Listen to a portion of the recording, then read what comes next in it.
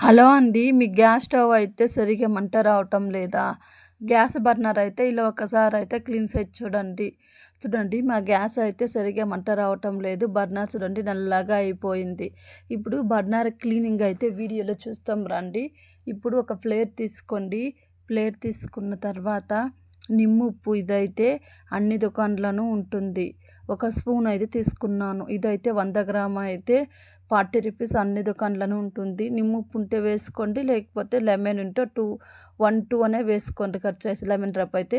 ఇప్పుడైతే వేడి నీళ్ళు అయితే ఒక టంబ్లర్ అయితే పోసుకోండి. తర్వాత అయితే లెమన్ అయితే ఒక హాఫ్ లెమన్ అయితే కట్ చేసుకుని లెమన్ గుజ్జు వేసుకున్నాను. తర్వాత వంట సోడా ఇడ్లీకి చేస్తాం దాన్ని, ఆ సోడా అయితే ఒక స్పూన్ వేసుకున్నాను. నిమ్ముప్పు, వంట సోడా, లెమన్ వేసుకున్నాను. ఒక స్పూన్ తీసుకొని ఇలా బాగా కలుపుకోండి. ఇప్పుడు కలిపిన తర్వాత బర్నర్ అయితే దీంట్లో వేసుకొని ఒక 3 అవర్స్ 4 అవర్స్ నానాలి. నేనైతే ఒక 4 అవర్స్ పెట్టుకున్నాను. ఇప్పుడైతే 4 అవర్స్ అయిన తర్వాత ఇలా అయితే తిప్పి పెట్టుకోండి. చూడండి బర్నర్ ఉంటుందని బర్నర్స్ అయితే ఇలా తిప్పి అయితే పెట్టుకొని చూడండి. ఇలా అయితే 4 అవర్స్ చూడండి ఎంత బాగా అయితే క్లీన్ అయిందో. ఇలా అయితే తిప్పి పెట్టుకోండి. ఒక 5 నిమిషాలు ఇలానే పెట్టండి. ఒక 5 నిమిషాలు అయిన తర్వాత చూస్తాం రండి. చూడండి మన చేతికి శ్రమ లేకుండా బర్నర్ చూడండి ఎంత బాగా అయితే క్లీన్ అయిందో. ఇదైతే నైట్ టైంలో అయితే ఇలా క్లీన్ చేసుకోండి, ఈజీగా ఉంటుంది.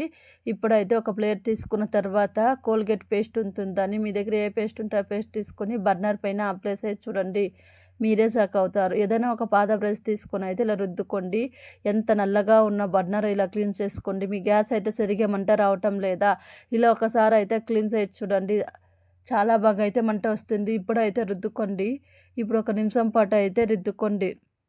ఇప్పుడు రుద్దుకున్న తర్వాత అయితే వాటర్లో అయితే కడిగి చూపిస్తున్నాను చూడండి ఎంత బాగా అయితే కనిపిస్తూ ఉందో. ఇప్పుడు వాటర్లో అయితే కడుక్కున్నాను. ముందు ఎలా ఉందో ఇప్పుడు ఎలా ఉందో చూడండి ఎంత బాగా అయితే క్లీన్ అయిందో. ఇప్పుడైతే వాటర్లో అయితే కడుక్కున్నాను. కడిగిన తర్వాత చూడండి ఎంత బాగా అయితే క్లీన్ అయిందో. ఇప్పుడు చూడండి ప్లేట్ తీసుకోండి. తర్వాత అయితే చూడండి విమ్ జెల్ ఉంటే కొంచెంగా తీసుకోండి, లేకపోతే విమ్ సోప్ ఉంటే తీసుకోండి. విమ్ జెల్ తీసుకున్న తర్వాత ఇలా రుద్దుకోండి. విమ్ జెల్ ఉంటే తీసుకోండి, లేకపోతే విమ్ సోప్ తీసుకొని అయితే ఇలా ఒక స్క్రబ్బర్ తీసుకొని అయితే రుద్దుకోండి. రుద్దిన తర్వాత అయితే వాటర్లో అయితే కడిగి చూపిస్తున్నాను చూడండి ఎంత బాగా అయితే క్లీన్ అయిందో.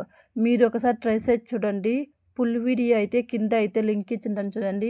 మీకు ఈ వీడియో నచ్చితే లైక్ చేసుకోండి, సబ్స్క్రైబ్ చేసుకోండి. మీరు ఒకసారి ట్రై చేసి చూడండి ఎంత బాగా అయితే క్లీన్ అయిందో. ఫుల్ వీడియో కింద అయితే లింక్ ఇచ్చింటాను చూడండి. బాయ్ ఫ్రెండ్స్, మరో వీడియోలో కలుస్తాం. Thank you for watching.